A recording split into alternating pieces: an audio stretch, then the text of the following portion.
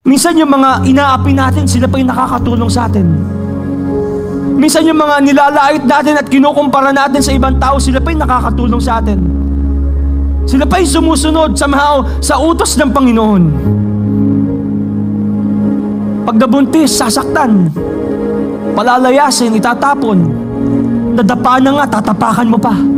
Palalayasin mo dahil iniisip mo yung sasabihin ng ibang tao. Sino mas mahalaga? Yung ibang tao, yung sinasabi nila, o yung anak mo, o yung pamilya natin. Mas iniisip pa natin yung chismis kaysa tulungan makaawan ng pamilya nating nadapa. Guys, huwag niyong isipin ang chismis, promise. After 1 week, wala na yung chismis na yan. Bakit? Kapag may nabuntis sa pamilya niyo, pinagchismisan kayo, 1 week, wala na yan. Bakit? For sure, sa barangay niyo may baptis na naman.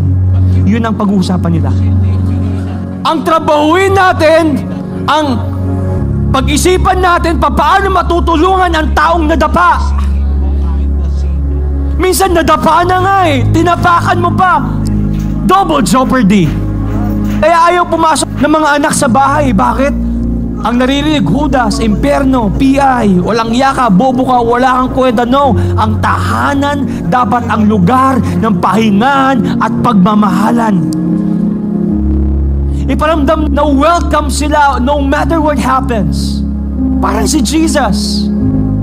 Tinanggap ang lahat at hindi tumigil sa pagtanggap.